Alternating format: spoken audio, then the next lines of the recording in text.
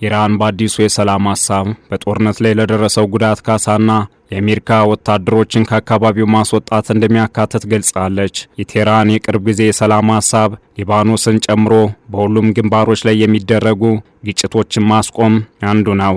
የአሜሪካ ወታደሮች ከኢራን አቅራቢያ ካሉ አካባቢዎች ማስወጣትና የአሜሪካ እንዲሁም የእስራኤል ጥቃት ያስከተለውን ውድመት ካሳ መክፈልን እንደሚያካትት ይፋ አድርጋለች። የቴህራን ምክትል የውጭ ጉዳይ ሚኒስትር ካዜም ጋሪባዲ በቀረበው ሐሳብ ላይ ቴህራን ማዕቀቡ እንዲነሳ፣ የታገደውን ገንዘብ እንዲለቀቅና የአሜሪካ የባህር ላይ እገዳ እንዲቆም እንደምትፈልግ አስታውቃለች።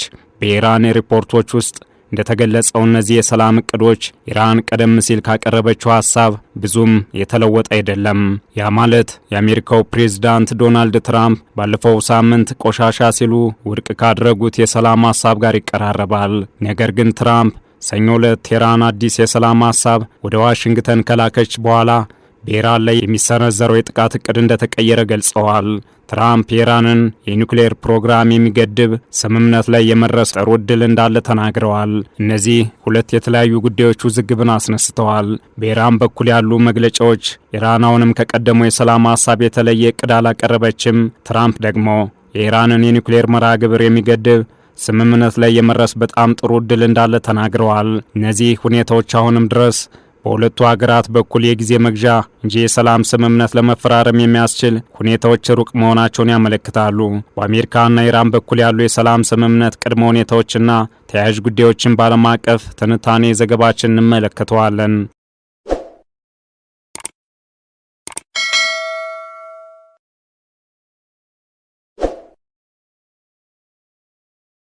የዓለም አቀፍ የነዳጅና የሌሎች ሸቀጦች አቅርቦት ቁልፍ መስመር የሆነው የሆርሙዝ ወሽመጥ እንደገና እንዲከፈት ዓለም አቀፍ ጫናዎች እየተበራከቱ ነው።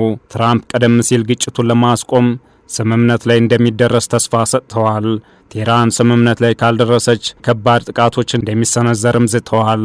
ትራምፕ በማህበራዊ ትስስር ገጻቸው ባሰፈሩት መልእክት የሚደረጉ ስምምነቶች በአሜሪካ በመካከለኛው ምስራቅና ከዚያም ባሻገር ባሉ አገሮች ተቀባይነት ያለው መሆን ይኖርበታል። ሰኞ ዕለት ለጋዜጠኞች በሰጡት መግለጫ ኢራን የኒውክሌር ጦር መሳሪያ እንዳይኖራት የሚያስችል ስምምነት ላይ መድረስ እንደሚፈልጉ ተናግረዋል። ይህንኑ ለማድረግ ጥሩ ዕድል እንዳለ ያላቸውን እምነትም ተናግረዋል። እንደ ትራምፕ አስተያየት ከሆነ ኢራን ዳግም በቦምብ ማጌዝ ሳያስፈልግ ስምምነት ቢደረግ የተሻለ ነው። ምንም እንኳን ሁለቱም ወገኖች ለአንድ ወር ያህል በተቋረጡ ድርድሮች ላይ ምን አይነት ሁኔታ እንዳለ ባይገልጹም አንድ ከፍተኛ የኢራን ባለስልጣን ሰኞ ዕለት ዋሽንግተን አንዳንድ ጥያቄዎቿን እያላላች ሊሆን እንደሚችል ጠቁመዋል። ባለስልጣኑ አሜሪካ በውጭ ባንኮች ውስጥ ከተያዙት የኢራን አጠቃላይ ገንዘብ ውስጥ በ10 ቢሊዮን ዶላር የሚቆጠር ገንዘብ ለመልቀቅ መስማማቷን ገልጸዋል። ኢራን ደግሞ ሁሉንም የታገዱ ንብረቶች እንዲለቀቁ ትፈልጋለች። እንደ ምንጩ ገለጻ ዋሽንግተን ኢራን በዓለም አቀፍ የአቶሚክ ኤነርጂ ኤጀንሲ ቁጥጥር ስር የሆነ ሰላማዊ የኒውክሌር እንቅስቃሴ እንድትቀጥል ተስማምታለች።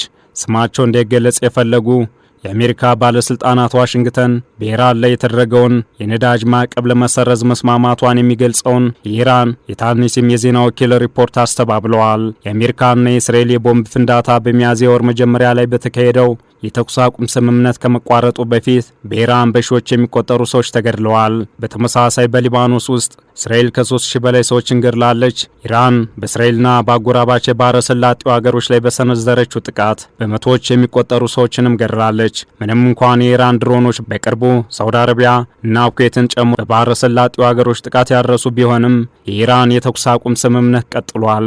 ትራምፕና የእስራኤል ጠቅላይ ሚኒስትር ቤንያሚን ኔታንያሁ ጦርነቱን የጀመሩት ኢራን ለክልላዊ ታጣቂ ቡድኖች የምታደርገውን ድጋፍ ለመግታት፣ የኒውክሌር መርሃ ግብሯን ለማፍረስ፣ የሚሳኤል አቅሟን ለማውደም እንዲሁም የኢራን አገዛዝን ለማፍረስ ነው።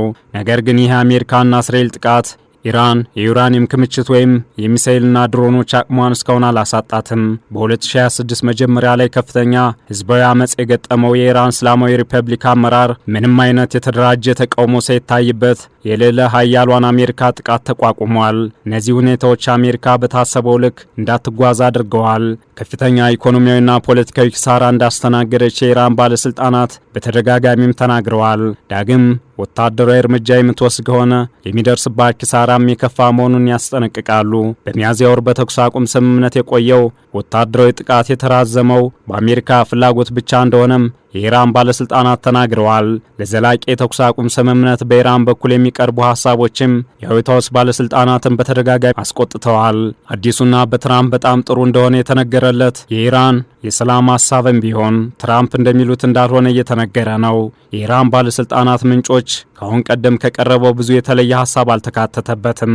ነገር ግን ትራምፕ በኢራን ዳግም ጥቃት ለመክፈት ያዘጋጁትን እቅድ ለጊዜውም ቢሆን ማስቀረት ችሏል። እንደ ኳታር፣ ሳውዲ አረቢያና የተባበሩት አረብ ኤሚሬትስ ያሉ የክልል መንግስታት ትራምፕ ድርድሩ እንዲሳካ ተስፋ በማድረግ ወታደራዊ እርምጃ እንዲዘገይ አሳስበዋል። የክልላዊ አደራዳሪዎች ማሳሰቢያ በባህረ ሰላጤ ውስጥ ሌላ ሰፊ ግጭት በመውለድ በኢኮኖሚና በደህንነት ላይ ስለሚደርሰው ጉዳት እየጨመረ የመጣውን ስጋት ያሳያል።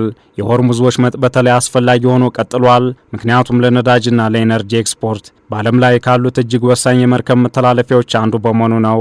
ማንኛውም የባህር ንግድ መጨመር በዓለም አቀፍ የኤነርጂ ዋጋና በኢኮኖሚ መረጋጋት ላይ ከባድ መዘዝ ሊያስከትል ይችላል። የባህረ ሰላጤው ሀገራት ለክልላዊ መረጋጋትና ለኢኮኖሚ ደህንነት ሲባል ከቀጥታ ወታደራዊ ግጭት ይልቅ ለዲፕሎማሲ የበለጠ ድጋፍ ያደርጋሉ።